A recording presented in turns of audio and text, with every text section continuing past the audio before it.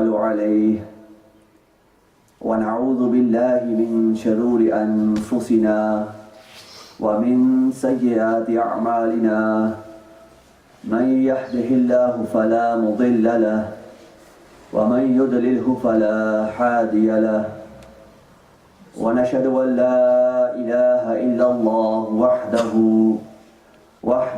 لا شريك له ونشهد أن سيدنا ومولانا محمدا عبده ورسوله أما بعد فأعوذ بالله من الشيطان الرجيم بسم الله الرحمن الرحيم قال الله تعالى في القرآن المجيد والفرقان الحميد يا أيها الذين آمنوا إذا نودي للصلاة من يوم الجمعة فاسعوا إلى ذكر الله وذروا البيع ذلكم خير لكم إن كنتم تعلمون صدق الله العظيم وقال الله تعالى في شان حق حبيبه مؤمرا وآمرا إن الله وملائكته يصلون على النبي يا أيها الذين آمنوا صلوا عليه وسلموا تسليما اللهم صل على سيدنا ومولانا محمد وعلى آل سيدنا ومولانا محمد وبارك وسلم عليه الصلاة والسلام عليك يا سيدي يا رسول الله الصلاة والسلام عليك يا سيدي يا حبيب الله الصلاة والسلام عليك يا سيدي يا نبي الله وعلى آلك وأصحابك يا سيدي يا نور الله. All praise to Allah Almighty and infinite peace and salutations upon the last and final messenger, Rasulullah sallallahu alayhi wasallam. Alhamdulillah, Allah Almighty has granted me the tawfiq and ability to recite a verse from Surah Jumu'ah. In the glorious Quran, Allah Almighty addresses the believers and says, Ya ayyuhal ladhina amanu, O you who believe, when you are called to Salah on the day of Jumu'ah, فَاسْعَوْا إِلَىٰ ذِكْرِ اللَّهِ وَذَرُوا الْبَيْعَ, hasten to the prayer, hasten to the remembrance of Allah Almighty and leave trade, leave your work, leave your shops, leave your businesses, leave trade, and that is better for you only if you knew. This is the mafhum, the translation of what Allah Almighty is addressing to us here. Allah Almighty mentions the day of Jummah, mentions the congregational Salah of Jummah in the glorious Quran, and tells us that it is better only if we knew, only if we understood, only if we knew the reality of the situation, that coming for Salah, coming for Jummah Salah is better than any trade that we could be doing. And you see around the world, when the call to prayer is made, when the adhan is called, obviously and unfortunately here we do not have the adhan heard in the streets, on the speakers, etc. But in the blessed lands you have the situation. When they hear the adhan for Salah, they leave their shops, they leave their businesses, they leave whatever they are doing, and they come to worship Allah Almighty. And the truth is that this should be the case at every Salah. Every time there is a Salah due upon you and me, what we should do is leave whatever we are doing, leave our business, leave our work, and come and stand in front of Allah subhanahu wa ta'ala to worship Him and to praise Him and to glorify Him. Why? Because our primary role, our main job in this life is to worship Allah subhanahu wa ta'ala. Then if somebody is a doctor or a lawyer or a shopkeeper, that's a secondary role. That's a dunyavi role. That's a worldly job that he has. But a more important job than the job of this world is his job, which is to obey, to worship, to glorify and remember Allah Almighty. So what he does is he leaves his temporary worldly job and he walks towards his main job. He walks towards his primary job, the main reason why he was created, why Allah Almighty created mankind to worship Him and to recognize Him and to glorify Him. When we come to the Jummah Salah, normally Jummah Salah traditionally as well in our history doesn't take place in the masjid. What happens is you have a big area like the size of an airport or size of a car park, and you have Eid Salah twice a year. It's called an Eidgah. You have the Eid Salah there in congregation, and also you have the Jummah Salah there in congregation as well. And again, traditionally, normally you will have the Amir or the Khalifa, the main person, the leader of the Muslims, and he will lead the Jummah Salah, and all the people will be present there. So everybody will leave their localities, their villages, their towns, their local areas, and they will gather in one big place and they will all perform the Jummah there together. But here the situation is different, and here we have Jummah Salah in our masjid, in our localities, because we don't have big massive spaces available to us where we can go there and gather and read our Jummah together. But in an ideal world, what would happen is everyone from Girlington, Manningham, Heaton, all of these areas would gather together in one big place, say in town. And we would all perform the Jummah Salah there together. That's how it would normally be. When you come to Jummah Salah, normally the men would be there, the children would be there, and the women would be there as well, at the back.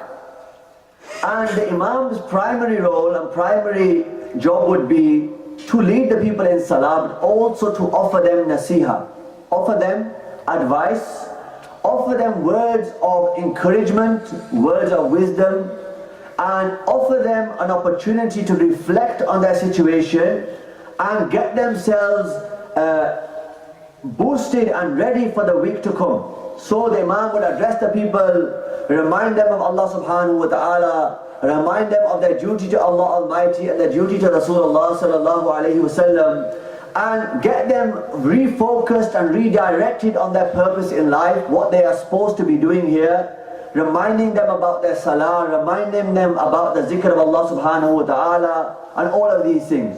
Then the people would leave the Jummah Salah ready, re-energized, okay, revitalized, and then ready for the week to come, and then they would come back to Jummah Salah again, and then the Imam would address them again in this way. This is one of the main reasons and the purpose of the Jummah Salah.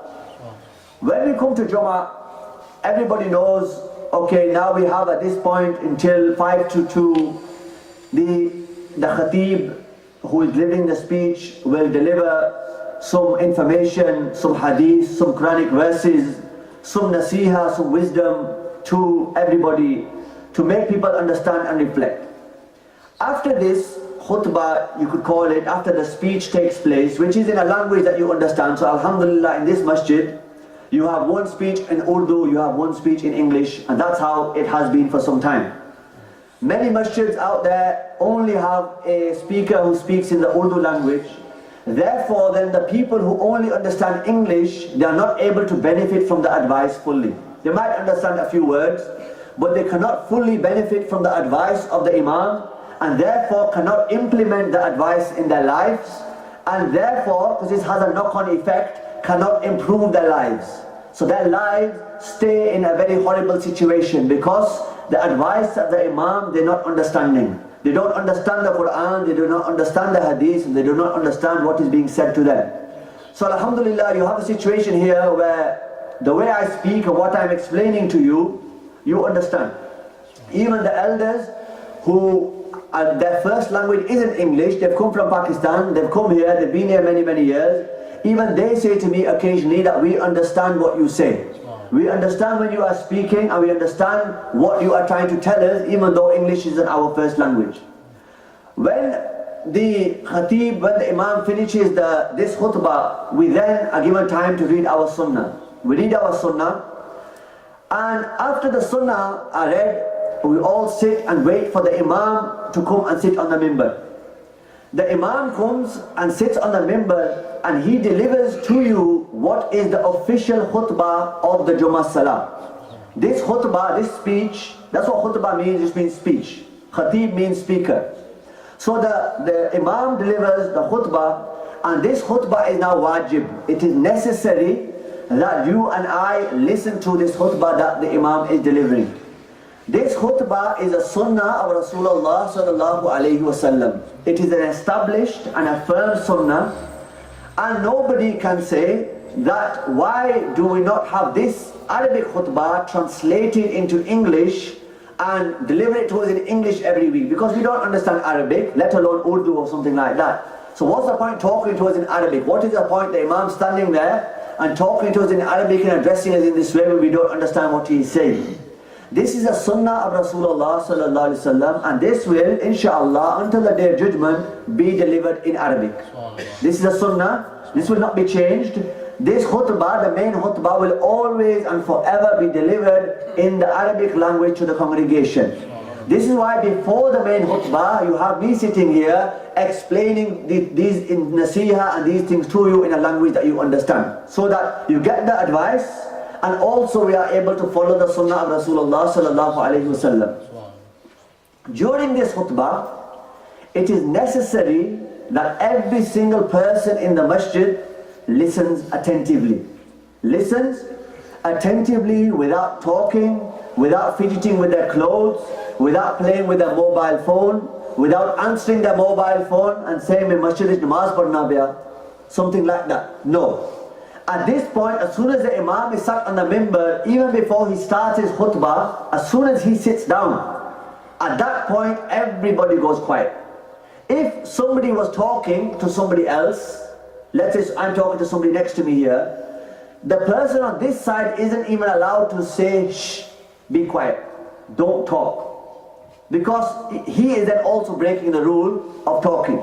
So you can't even tell somebody to be quiet, which is why I'm saying to everybody now that the rule is that everybody is quiet. Everybody must listen to the khutbah of the Imam quietly. Then the Imam delivers the khutbah, and I'll give you a brief idea about what the Imam mentions here. In this khutbah, when he stands, he starts off by praising Allah subhanahu wa ta'ala. He starts off, sometimes there's no set thing that the Imam must do, other than there must be in the khutbah praise of Allah Almighty. There must be peace and salutation sent upon Rasulullah sallallahu alaihi wasallam. The Imam will always include some ayah mubarakas of the Quran Sharif in there as well. Okay? And then the Imam will sit down. So the Imam might start off with the first ayah mubarakah from Surah Al-Kahf. Surah Al-Kahf, which is recommended, is a sunnah of Rasulullah sallallahu alaihi wasallam to read this on the day of Jummah. They will start by reading the first ayah mubarakah of Surah Al-Kahf. Then they will praise Allah Almighty, praise Rasulullah sallallahu alaihi wasallam. Then they will read some verses of the Quran to you. So they might say, فَمَنْ يَعْمَلْ مِثْقَالَ ذَرَّةٍ خَيْرًا يَرَهُ وَمَنْ يَعْمَلْ مِثْقَالَ ذَرَّةٍ شَرًّا يَرَهُ. A commonly used ayah mubarakas from the Quran saying, whoever has done an atom's weight of good shall see it, and whoever has done an atom's weight of bad shall see it. This is a reminder that Allah Almighty makes in the Quran, that whatever good you do, no matter how big, no matter how small, you might see something as small, but Allah Almighty might see something as being great and big. You might say this is only a small good deed, giving somebody some water to drink, helping an elderly person cross the road. You might say this is a small thing, but in the sight of Allah subhanahu wa ta'ala, this might be a great thing, a big thing. Similarly, you might do a guna, you might commit a sin, and you might think benefit fraud, you might think lying to somebody, you might think these things are only small sins. It's okay, government money, koi gal nahi, haq banna.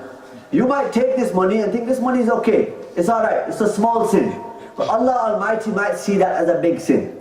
And ultimately, what matters is not how we see things, it's about how Allah Almighty sees things. And Allah Almighty's seeing is not like mine and your seeing. Metaphorically speaking, it's how Allah Almighty regards our actions and our good deeds. It might be that we do one small good deed that Allah Almighty is pleased with, and He makes that the means of our salvation and our forgiveness. But it might also be that we commit one small bad deed, we do one wrong thing, one sin, and Allah Almighty punishes us and sends us to the hellfire for doing this one small thing. And sometimes regarding the sins as being small and just trivial is a sin in itself as well. So the Imam will remind us in this khutbah, read some verses of the Quran.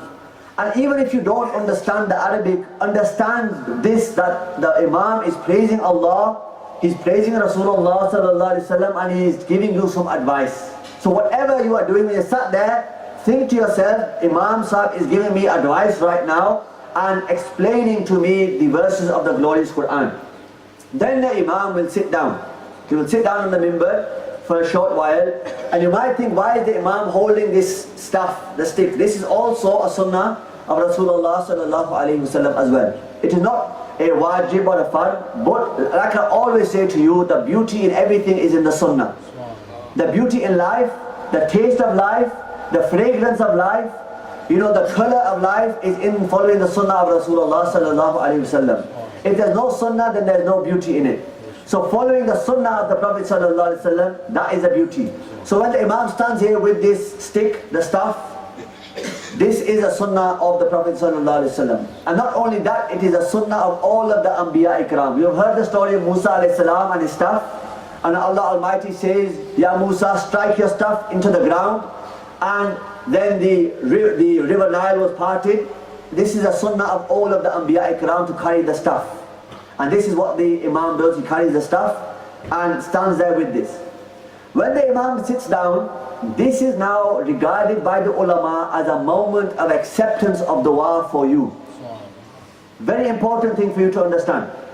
If you do not understand or take anything away from today, understand this much, that when the Imam sits down, this is the most beautiful time for you to make a dua.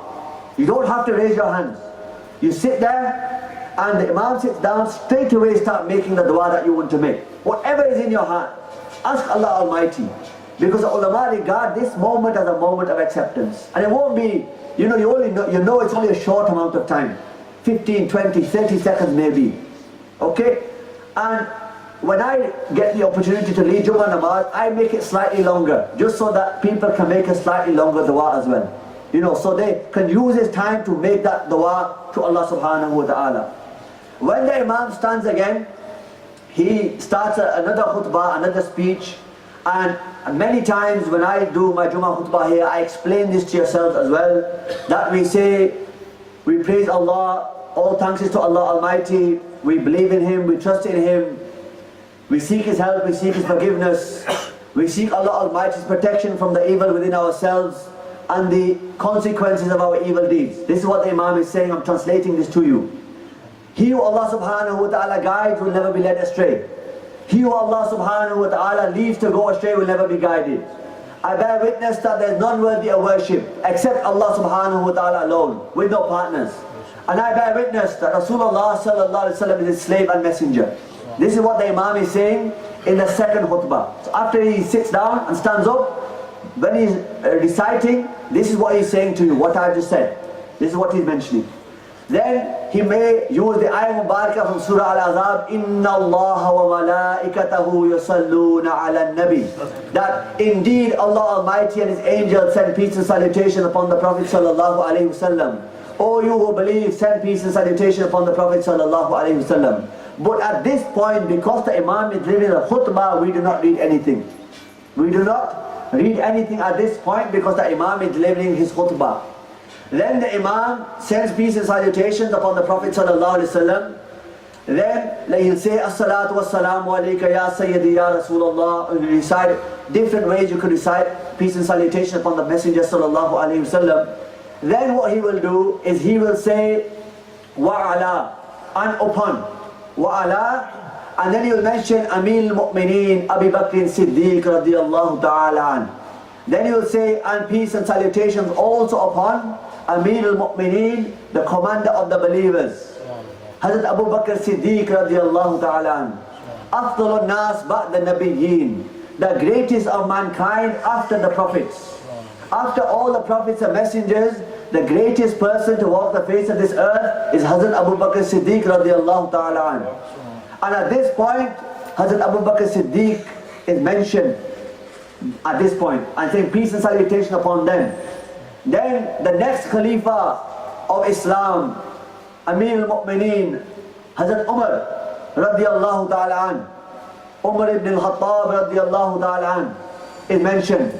And his blessed name is mentioned at that point. That peace and salutation be upon him as well. Then Hazrat Usman ibn Affan radiallahu ta'ala is mentioned. Peace and salutation be upon him as well. Then Hazrat Ali radiallahu ta'ala is mentioned. So the names of these great Khulafai Rashideen, the four rightly guided Khalifas, are mentioned at this point as well. This is in the Jummah khutbah that you listen to. You hear the name mentioned. Even if you don't understand Arabic, you understand the name Abu Bakr, Umar, Uthman, Ali.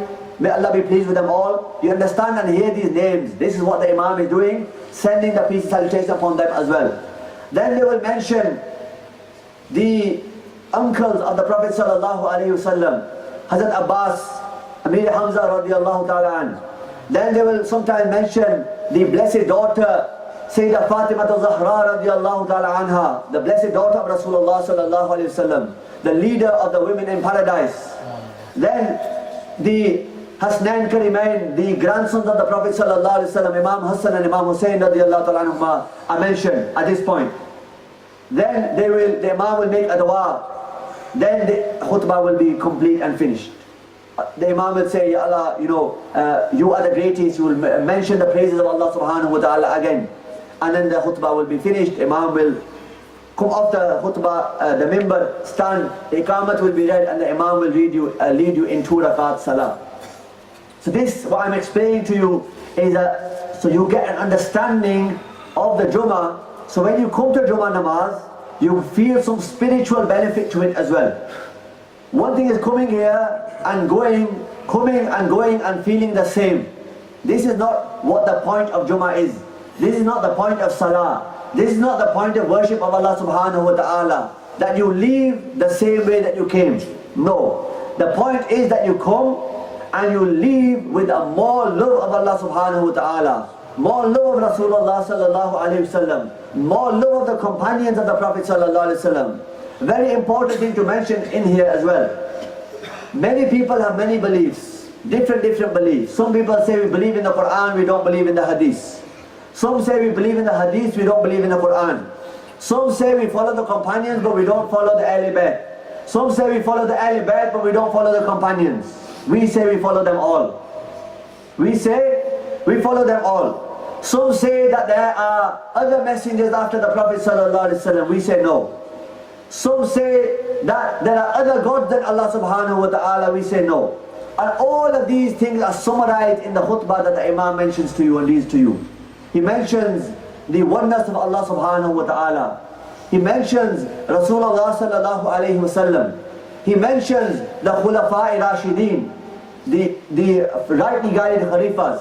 He mentions the uncles of the Prophet sallallahu alayhi wa sallam. Then you have the Ahl Bayt, the family of the Prophet sallallahu alayhi wa sallam. The blessed daughter of Rasulullah sallallahu alayhi wa sallam is mentioned there. Imam Hassan, Imam Hussain, may Allah be pleased with them both, are mentioned there. So all of these things, we mentioned Quran, Hadith, we mentioned the Sahaba, we mentioned the Ahl Bayt, we mentioned all of these things in our khutbah that we deliver to the people on the day of Jummah.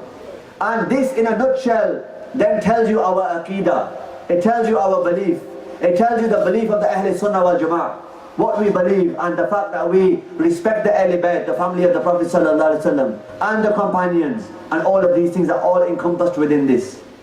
Then when the Imam leads us in the 2 rakat namaz, after that has finished, the Imam makes a dua, we join the Imam in dua, and then we read 4 sunnah. So before the Jummah we read 4, before the khutbah, then we read 2 fard with the Imam, then we read 4 sunnah, then we read 2 sunnah, then we read 2 nafil. This is what we do, then the namaz is complete. This is in a nutshell for you, the Jummah namaz. So now I pray and hope that when you come to Jummah regularly, like you do, then you will understand what is happening. Why are we sitting here? What's the Imam doing? What's he saying to us now? What's going to happen next? Know that the bit between the 2 khutbahs is the moment of acceptance for du'as as well. So all these things should be in your mind so that you can benefit from these in the best way possible.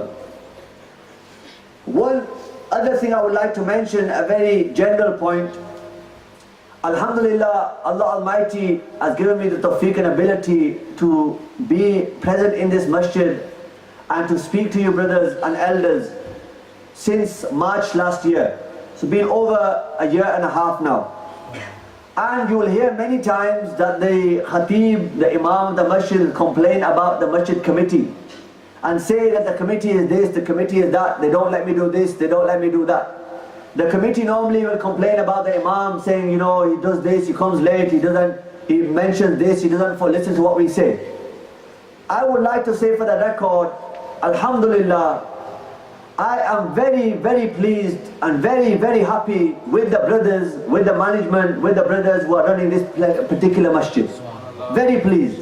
And I will even share with you that before I came to this masjid, when Mufti Sahib sent me here, I said to them, Mufti Sahib, I'm only going to be there for a few weeks. After a few weeks, they will say to me, Khudafis, go. But Alhamdulillah, they have not once said to me, say this, don't say that. Talk about this, don't talk about that. No. They leave me to do my job. And I try my best to deliver that in the best way possible. I never say to them, run your masjid this way or do this. They do what their responsibility is, I do what my responsibility is. And Alhamdulillah, in this way we've been able to work together to serve the community for the last year and a half. Just a relationship between ourselves. So I just wanted to express my dua and my thanks to the brothers who run this particular masjid.